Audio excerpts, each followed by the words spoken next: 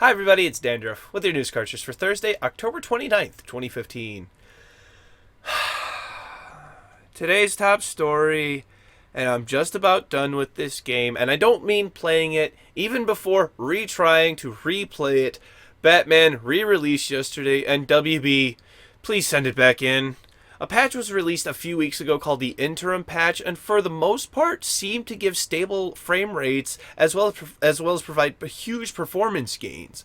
Well, now the game has gone back on sale, and it's better than it was at launch, but it's worse than it was a few weeks ago, and there's still no Crossfire or SLI profiles to speak of. I decided to give the game a short test right before the show, and in a word, stutter. I'm getting horrible stuttering and micro-stuttering issues, and now the frame rate is all over the place, and the in-game menu only goes up to 90. The choices for frame rate are 30, 60, and 90 for frame rate. You what, mate? Why is it not 30, 60, and unlimited? So after going and uncapping the frame rate manually again, like I had to do the first time this carnival showed up, there wasn't much of a difference, but it would go up to 105 maximum on my hardware, and that was without, my settings at ultra and everything, NVIDIA GameWorks on, anti-aliasing on, and motion blur off at 1080p. At one point, my frames dropped down to 47 from around 60, then shot right back up to 71 just while driving around in the Batmobile. Just while moving the camera while sitting still, I would see it go from 105 down to about 80. What? When I lowered the graphics all the way down with NVIDIA GameWorks still on, anti-aliasing off, and motion blur off, it seemed to get better. The stuttering issues seemed to get better, but the micro-stuttering issues seem to still be there. WB states that Windows 10 users should use 12 gigabytes of RAM instead of the recommended original 8 gigabytes, you know, just because everyone has RAM laying around to fix stability issues on that operating system. There's actually some good news to this, if you can call it that. It's only $49.99 now instead of $59.99. And for those of you who have the game in their library before November 16th, you will also get Batman Arkham Asylum Game of the Year Edition, Batman Arkham City Game of the Year Edition, and Batman Arkham Origins and Blackgate. And while this does benefit myself, this does little to compensate those who have been avidly following the series in the first place. There's also some bullshit about a new community challenge pack that'll be out in January, and PC users will have access to these new maps a week before console players. And then there's also a contest to create a Batman-themed cosmetic item on TF2. Whoop-de-fucking-do. You should have just given everybody the season pass. But, you know, still gotta make that money, right? So, there you go.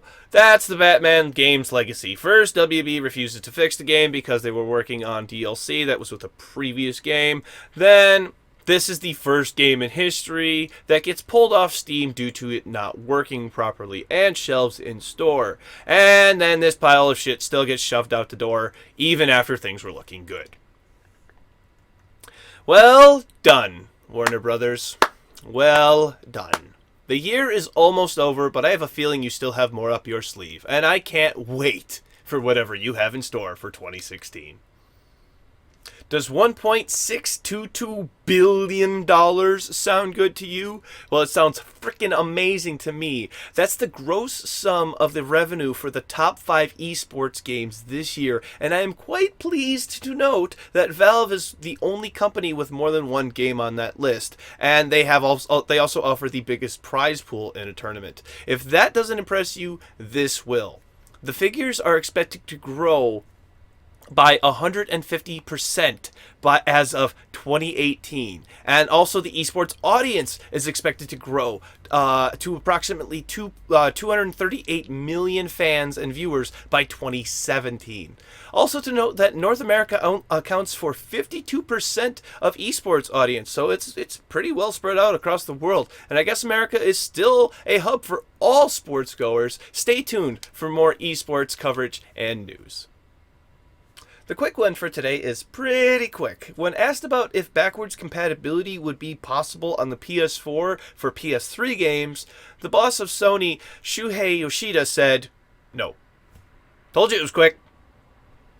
Actually, it can't be that quick. So Jim Ryan of PlayStation Europe said back in June that it would not be possible. So it was just reiterated again at Paris Games Week that it would not be possible. Mostly due to the PS3's architecture, which would be difficult to replicate using current traditional PC hardware, which is pretty much what the PS4 uses. I think the best thing would for gamers to do would be to just hold on to your PS3 in case you want to play your old PS3 games. And let's face it, if you have a PS Plus account for your PS4, that's just more free games you're going to get per month. And personally, that's what I like to do. I still have my PS2 and my original Xbox. They both still work. Finally for today, Nintendo had previously announced back in January that their Nintendo Club Rewards program would be shutting down, but another reward system would be coming soon. That time has arrived. The new program is called My Nintendo. You can already sign up on Facebook, Twitter, or through Google+. And what's the difference between this and the old program? Well, they're doing away with friend codes for starters, and you'll be able to buy games through your PC or smart device that have them download automatically to your Wii U or 3DS. That is really, really cool. Also, based off of the amount of money that you spend, as well as which games you buy, Nintendo will send you rewards like in-game gifts or digital coupons for your birthday. Eventually, they plan on allowing you to upload your save data to the cloud, ensuring that your data will never be lost even if your system fails. There's also talk of these benefits allowing you access to theme parks, movies, and different events at local stores, so there could be even more planned soon. Stay tuned to learn more about the My Nintendo program here on News Cartridge. On to tomorrow's game releases. For PC, we have Vertigo Void, Cloud Rift, The 7 Years' War, 1756 to 1763. Light Hockey, The Binding of Isaac, Afterbirth. Sound of Drop, Fall into Poison. Era, The Fantasy Settlement Sim. Game Tycoon 2, The Extinction. Bloodwood Reloaded, and The Last Nightmare, A Lenda do Cabeza de Cuya. For PlayStation 4, we have Darksiders 2, Definitive Edition, and MX vs. ATV, Supercross Encore. For Xbox One, we have Darksiders 2 Definitive Edition. Before I go, I just want to let everybody know that the Steam Halloween sale should have started today, so go check that out. There'll be a link in the description down below. Tons of games on sale for really, really cheap.